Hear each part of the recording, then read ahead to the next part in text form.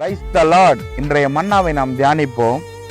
ஏசாயா 50ஆம் அதிகாரம் 7ஆம் வசனம்.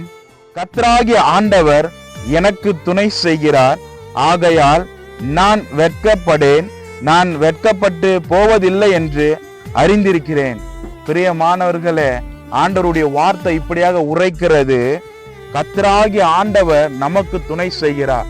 அநேக மனுஷர்கள் நமக்கு துணையா இருப்பாங்க, அநேக உறவினர்கள் நமக்கு துணையா இருப்பாங்க. அவங்கெல்லாம் நம்மளுடைய கடைசி வரையும் நம்முடைய வாழ்க்கையில நிலைச்சு வர மாட்டாங்க. ஆனா இங்க ஆண்டவர் சொல்றாரு, நான் உனக்கு துணையா இருக்கம்பா, அதனால நீ வெட்கப்படுவதில்லை, வெட்கப்பட்டு போவதில்லை என்றார். ஆண்டவர் நமக்கு துணையா இருக்கும் பொழுது யாரிடமோ எந்த மனிதரிடமோ நம்ம வெட்கப்பட்டு போகாமல் இருப்போங்க. இந்த வார்த்தையை கேட்டுக்கொண்டு உங்களுடைய வாழ்க்கையில நீங்க யாரை துணையாய் கொண்டு இருக்கிறீங்க? கர்த்தரை மாத்திரம் நீங்க துணையாய் கொண்டிருந்தால் நிச்சயம் நீங்கள் வெட்கப்பட்டு போவதில்லை. எந்த காரியத்தை குறித்து நீங்கள் யோசித்துக் கொண்டிருக்கிறீங்களோ அந்த காரியம் எல்லாம் உங்களுக்கு வெற்றி பெற செய்வார். ஆனால் நீங்கள் கர்த்தரை மாத்திரம் துணையாய் வைத்திருந்தால் நிச்சயம் கர்த்தர் உங்களை செய்வார். இந்த வார்த்தையின்படி கர்த்தர் உங்களையும் உங்கள் குடும்பங்களையும் அளவில்லாமல் ஆசீர்வதிப்பாராக. God bless you. Amen.